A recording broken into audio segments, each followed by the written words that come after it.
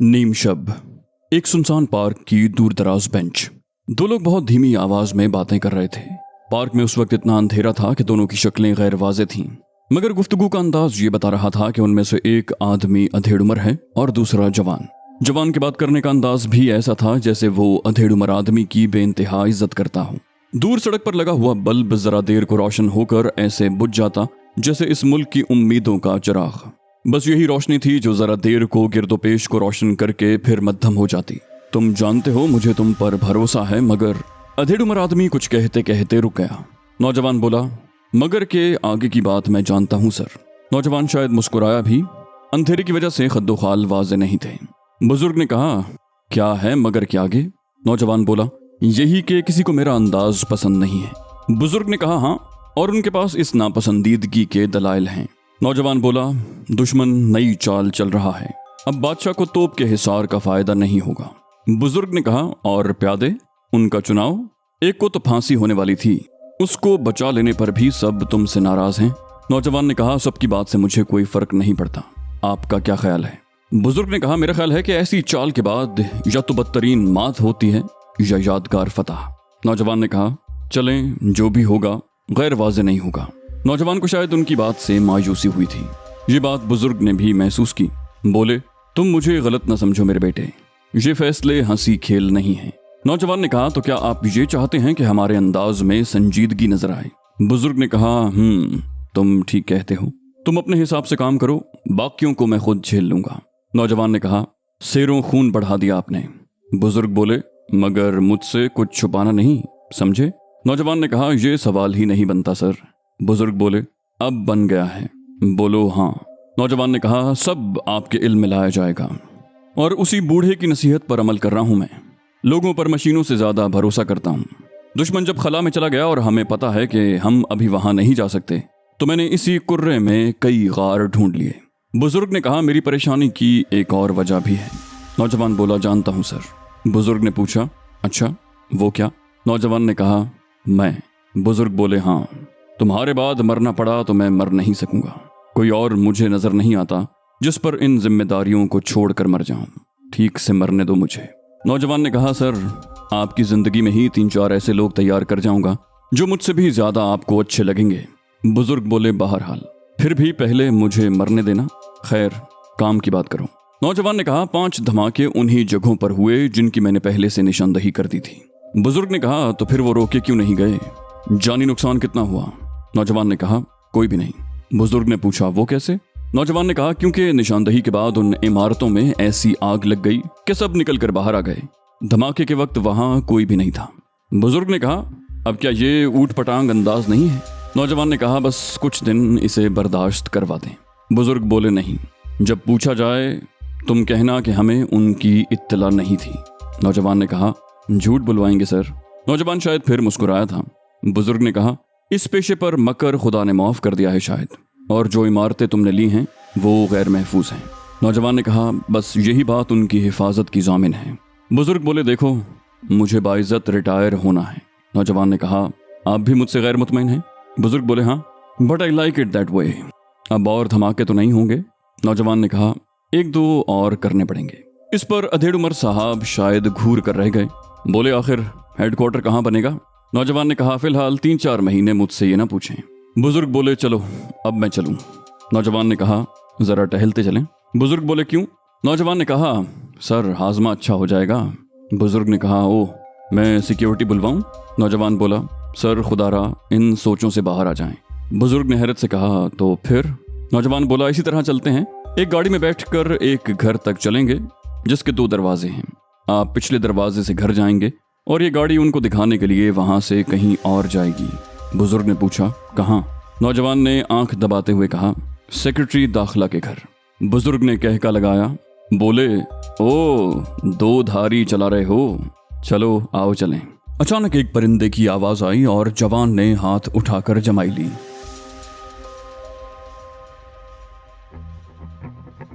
सुबह सादिक अपनी आखिरी सांसें जी रही थी। कुछ ही देर में वो वक्त शुरू होने वाला था जिसमें झूठों की भरमार अपनी मसनूई सदाकतों का विर्द करती हलाल रिस्क की तलाश में निकल जाती है। ये वही वक्त है जिसमें वो परिंदे जिनको हम बेज़बान समझते हैं, कतार अंदर कतार फरेब, और चर्ब ज़बानी की बजाय खुदा की हम्दो सना करते हुए अपनी मंजिलों की तरफ निकलते हैं। वक्त की इन मौसीकार सातों में अली चलते चलते एक दरवाजे के पास रुका। ये एक मुतवस्सित तबके के लोगों का मोहल्ला था। मुनासिब हद तक चौड़ी गलियां उसके मेमार की फराग दिली की कहानी सुनाती थीं।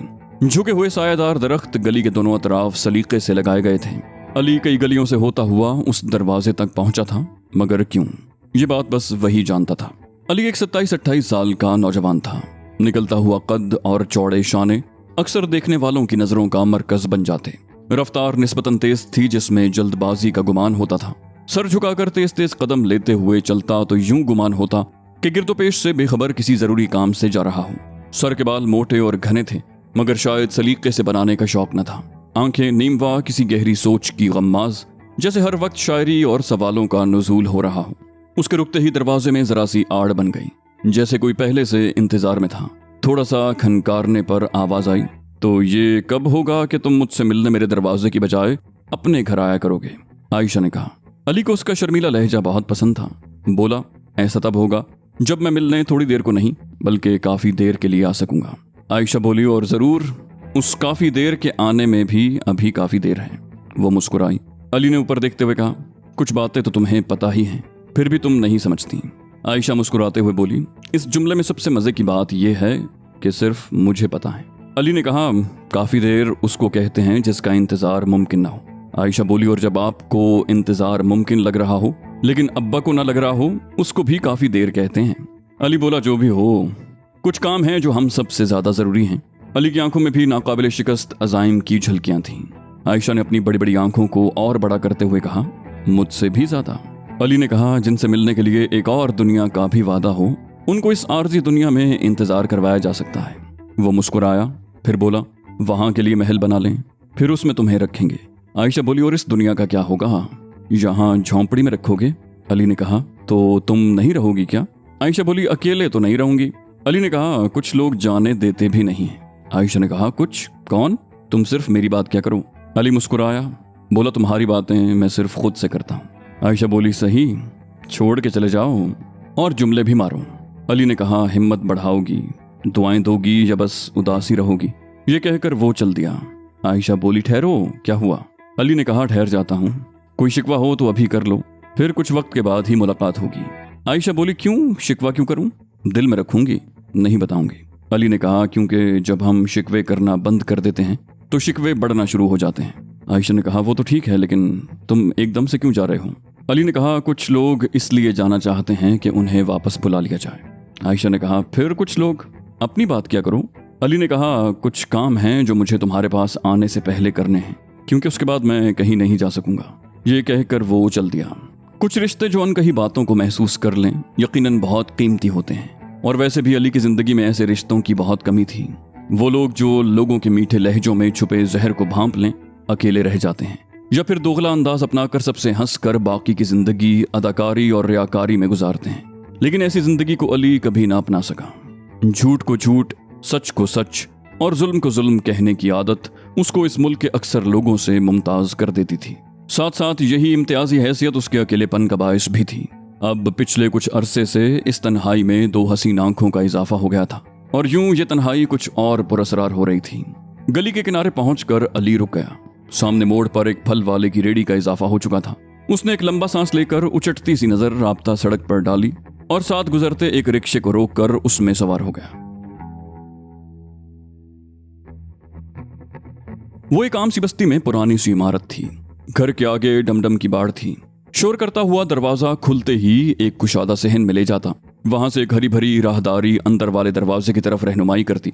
घर के अंदर की क्यारियों को चंबेली की बेलों से सजाया गया था। गरज ये कि उस घर की सादगी में भी एक दिलकशी थी जो घर के मकीनों के खुश सलीका होने को साबित करती थी। इलाके के मकीनों की नजर में वो मियाँ बीवी का एक ऐसा घर था जिसमें अक्सर मेहमानदारी रहा करती थी। अली और अली जैसे 3 और मेहमान वहां अक्सर शामें गुजारा करते और मजे मजे के खाने खाया करते। उन सब का वहां आना जाना इतना था कि उनके मोहल्ले वाले भी उन्हें अच्छी तरह जान गए थे। अली की मुलाकात अरशद भाई से बीच क्लब में कुछ इस तरह हुई थी। उस दिन सूरज दिन भर की थकन समेटकर रात की तारीख सरहदों में दाखिल होने से पहले दम भर को रुका था, जिसकी वजह से आसमान पर शफक नमूदार हो रही थी। उधर बीच क्लब में शाम की चाय पीते पीते अली ने सर उठाकर देखा। सामने एक गठीले जिस्म का अधेड़ उम्र इंसान खड़ा था, जिसके चेहरे पर नरमी थी, लेकिन हाथ मिलाने पर अली को एहसास हुआ कि वो बहुत मजबूत जिस्म का मालिक है। क्लीन शेव, छोटे और एक खास अंदाज से तराशे गए बाल उसकी सलीकामंदी की दास्तान कह रहे थे। जब वो इजाजत लेकर अपनी नशिस्त पर बैठा तो अली उसके बारे में काफी अंदाजे लगा चुका था। उसकी छोटी छोटी घूरती हुई आंखें बज़ाहिर अली को देख रही थीं, मगर दरपर्दा अली की हरकत व सकनात और इस्तरारी आदतों का मुआयना कर रही थीं। उस अधेड़ उम्र आदमी ने कहा, आप बुरा न माने तो मैं बैठ जाऊं। अली ने कहा, बुरा मान जाऊं तो भी बैठ जाएं। अधेड़ उम्र ने कहा। उस आदमी ने कहा, शुक्रिया। सिगरेट पीते हैं आप? अली ने कहा, चाय के अलावा बस ठंडा पानी पीता हूं। आदमी ने कहा, आप बुरा न माने तो मैं जला लूं। अली ने कहा, इस शहर के लोग धुआं सूंघने का बुरा मानने लगे तो उनको शायद शहर छोड़ना पड़े। हम लोग तो जब मरी जाते हैं तो हमें खांसी शुरू हो जाती है, आप बेफिक्री से पी लें। ये सुनकर उन्होंने एक दिलकश केस से सिगरेट मुंतखब करके अपने होंठों में दबाई और लाइटर जलाकर सांस अंदर खींची। कुछ ही देर में धुआं हर तरफ बिखर रहा था। अरशद भाई ने पूछा, क्या करते हैं आप? अक्सर मैं आपको यहाँ अकेला देखता हूँ। अली ने आदतन तफसील न बताते हुए कहा, अकेला? अकेला कहाँ, आप सब भी तो होते हैं यहाँ। अरशद भाई ने कहा, हाँ, मगर आपकी टेबल अक्सर खाली ही नजर आती है। अली ने मुस्कुराते हुए कहा, जी बस यूं समझें कि शराब साकी के साथ और चाय तन्हाई के साथ ही अच्छी लगती है। अरशद भाई ने कहा, और इस चाय पीने के अलावा क्या करते हैं आप? इस बार वो महसूस हो रहे थे। अली उनकी आंखों में देखता हुआ बोला, कभी लिखता हूँ, कभी नहीं भी लिखता। आप सुनाएं, आप क्या करते हैं यहाँ इस क्लब में? बुरा न मानिए, बिना मतलब कोई किसी का हाल भी नहीं पूछता। अरशद भाई ने चाय की चुस्की लेते हुए कहा, वाह, आपका मुशाहिदा तो दातलब है। कुछ लोग भीड़ में गुम होकर भीड़ ही में गुम हो जाने वाले लोगों को ढूंढते हैं, अपनी शनाख्त मिटाकर अपनी शनाख्त बदलने वालों को तलाशते हैं। आप कुछ समझे? अब वो पूरी तरह अली की तरफ मुतवज्जे थे। अली ने चाय का घूंट लेते हुए कहा, बोलते रहिए। अरशद भाई ने कहा, किसी ने जो लिखे हुए को छापता है कहा है कि कुछ लिखने वाले हमारे काम आ सकते हैं। आपका क्या ख्याल है? अली ने कहा, मेरा ख्याल आपकी बात पूरी होने का मोहताज है मोहतरम। अरशद भाई बोले, मैं कर्नल हूँ, मगर अक्सर मैं आपको आम से हुलिये में नजर आऊंगा। क्या आप सहाफ़ी होकर ऐसा कर सकते हैं? वो गौर से अली की जानिब देखने लगे। अली मुस्कुराया, बोला, देखें, कहने को तो वतन के लिए जान भी हाजिर है, मगर ऐसा करने में डर बहुत लगता है। अरशद भाई भी जवाबन मुस्कुराए, बोले, जो आप लिख देते हैं वो भी बड़ी हिम्मत का काम है, इतने डरपोक आप हैं नहीं, ये मैं भी जानता हूँ। अली ने कहा, यही मेरा अंदाजा था कि आप मेरे बारे में बहुत कुछ जानते होंगे। अरशद भाई ने कहा, जी, अगर जानते न हो तो या तो ऐसी गुफ्तगू हम करते नहीं या पकड़ कर बंद करके करते हैं। अरशद भाई अब खुलकर गुफ्तगू करने लगे थे। अली ने कहा, देख लें, मैं यस सर वाला बंदा नहीं हूँ। अरशद साहब बोले, यस सर करने वालों को हम वर्दी में रखते हैं। अली मुस्कुराया, बोला, यानी आप भी यस सर नहीं कर पाए? अरशद साहब बोले, कुछ ऐसा ही समझ लें। अली ने कहा, देखें, बस मैं लिखता ही हूँ, सूली पर भी लिखूंगा, माँ बाप भी नहीं हैं, आप बताएं कैसे मदद करूं? अरशद साहब ने कहा, एक टीम बनाने का मुझे ऑर्डर मिला है, उसको कुछ मिशन मिलेंगे। हमें एक मीडिया कंसल्टेंट चाहिए। आपको पता होगा कि कुछ खबरें खेल खराब कर देती हैं और कुछ छाप देना जरूरी होता है। ये सब कुछ आपके जिम्मे है। इसके अलावा भी कुछ काम है, लेकिन आप पहले शामिल तो हो जाएं। अली ने कहा, देखें, ज्यादा उछल कूद मुझसे नहीं होगी। अरशद साहब ने कहा, वैसे तो इसकी नौबत आएगी नहीं, मगर जान बचाने के लिए करनी पड़ गई तो इतना हम आपको सिखा देंगे। अली ने कहा, ठीक है, तो कब से शुरू करें फिर? अरशद साहब मुस्कुराए, बोले, यस्टरडे। कुछ देर खामोशी रही, दोनों ही कुछ सोचते रहे। यकयक अली चौंक कर बोला, वैसे इस भरे पूरे क्लब में आपको नहीं लगता कि ऐसी गुफ्तगू नामुनासिब थी? अरशद साहब ने कहा, अब आप ये जहन में रखिए कि हर रोज 4 से 5 बजे तक इस किस्म की गुफ्तगू की जा सकती है इस टेबल पर। अली ने टाइम देखा, 4:30 हो रहे थे। उसने पूछा, तरीक़ाकार क्या होगा? अरशद साहब बोले, अभी तो हम आपको भाभी से मिलवाते हैं, अगले हफ्ते मेरे घर पर खाना खाइएगा। ये थी उनसे अली की पहली मुलाकात। अली लिखता था और सुनता था जो सुनाया जा रहा हो, मगर अल्फाज में रचे हुए झूठ और इन अल्फाज के दरमियान के खला में छुपे हुए राजों को जान जाता था।